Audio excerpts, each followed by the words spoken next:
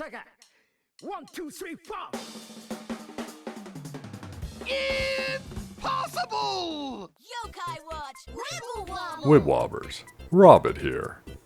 I woke up early this morning to see what maintenance would bring, and I never, ever would have guessed. If you've been an avid viewer for a while, you'll recognize this. This is the opening of Robbett Watch 20, the debut of Slurpin.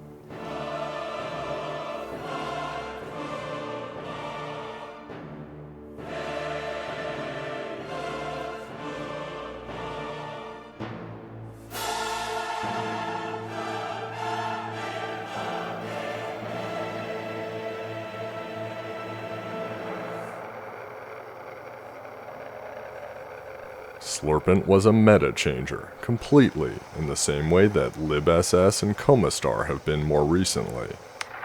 Which brings us to this month's event. Yes, a whole month. It's the special Crank-a-kai. Special is underselling it a bit, because what it contains is insane, and the rates are even better. We'll cover the contents, but each week of March there will be a new set of S and SS-rank Yo-kai with boosted drop rates. To my knowledge, the crank itself will remain the same.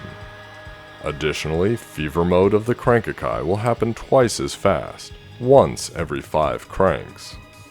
For the first week, we have Last Nyanmarai, Comastar, and Platinos, 3 Merican Legends without pass battles. Just let that soak in for a minute. You crank them, you get them.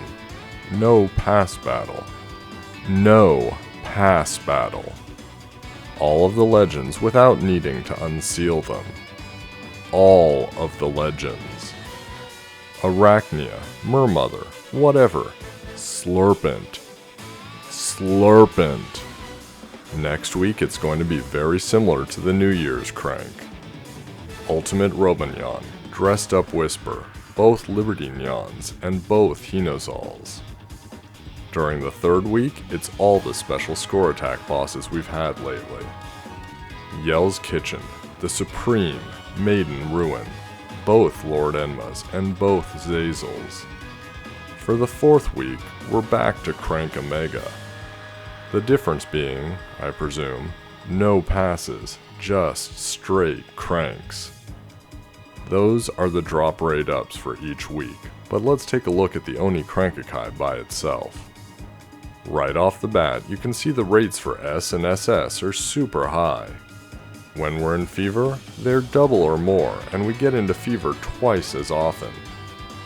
It is absolutely insane, have I mentioned that? Skill secrets are present, and about a 1 in 300 chance without Fever. Then there are the SS ranks. There are 49 of them. I don't have to tell you which ones are in the crank because they're all in the crank. Well, all except one. Chocolina is curiously absent. Outside of Fever, you have about a 1 in 400 shot of getting a specific SS rank. If it's a drop rate up yokai like Last Nyanmarai, it's 1 in 133.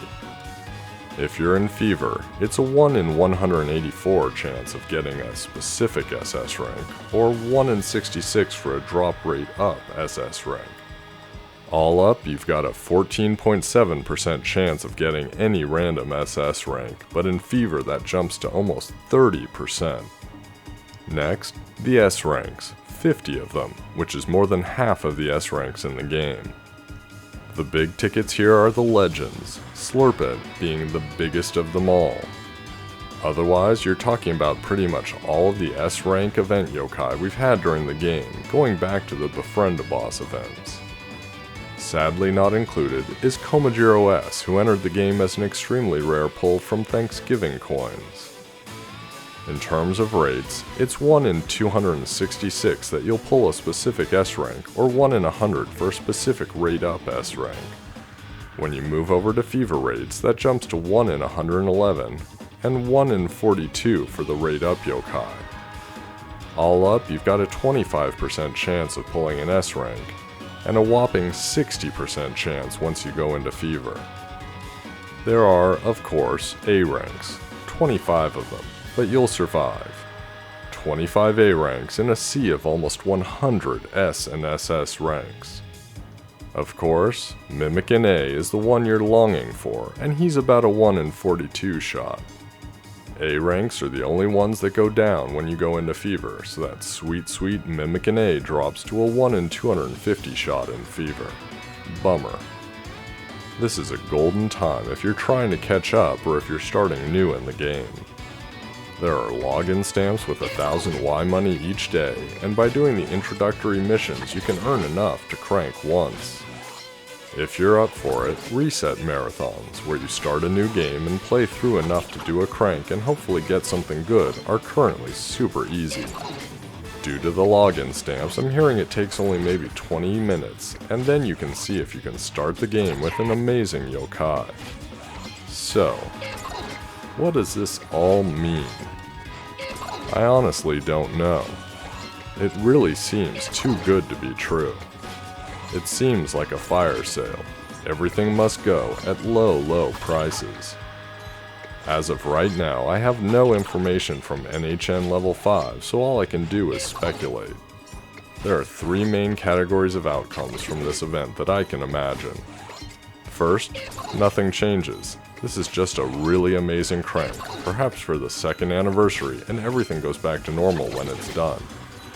Second, the in-game economics change drastically. Today, you have Y money that you can either farm through playing the game with whatever yokai and spirit you have, or you can buy it with real money. There needs to be a balance between how hard it is to farm Y money and how much it costs to buy with real money. If it costs a ton of real money, and it's really easy to farm, then almost no one will pay real money, and the developers won't make anything, so there's no return for them. If they achieve the right balance, then they make money while people have fun. That's the ideal situation. However, if everyone has amazing yokai, that shifts the in-game economy, because now instead of having a lot of folks that make some Y money, and a bunch of folks who make pretty good Y money, and a small amount of folks that make a lot of Y money, everyone starts making good Y money. If you're following me, that means the value of Y money diminishes, not because you can't buy the same amount of cranks with it, but because everyone has a ton of it, and therefore no one spends real money. In Puni, this happened recently. There were so many good yokai and so many good players that a second type of economic unit was brought in. Y points. Everyone in Puni, even me, effectively started over. We still have our amazing yokai, but since they don't easily generate Y points, the value of Y points is much greater than that of Y money, and the only thing you can use in the event crank are Y points. So, if the developers are knowingly devaluing Y points through this special Crank-a-kai, then maybe they have plans for changing the economy which may or may not involve Y points. I love playing Wibble Wobble. I've been playing it for 2 years, since just a few days after it released, and I've been involved with the community that whole time. This very channel you're watching now exists only because of Wibble Wobble. So the last possibility would be a painful one. If the game simply does not have enough play, or not enough real money invested into it, they might shut it down. It's worth noting that the Korean version of Wibble Wobble was shut down last year. However, players were notified of that shutdown ahead of time, which we have not been. Therefore, we have no reason to believe a shutdown is coming, but it remains a possibility. Don't let that possibility get you down, though. For now, enjoy this crank. It is amazing and truly unique during the 2 years the game has been around. I sincerely hope we get another event come April, or perhaps any day now, but only time will tell. If you enjoyed the video and want others to know about it, I'd be honored if you would click the like button. For all the latest Wibble Wobble and Puni information, subscribe to me on YouTube and Twitter. Until the next video, crank like there's no tomorrow.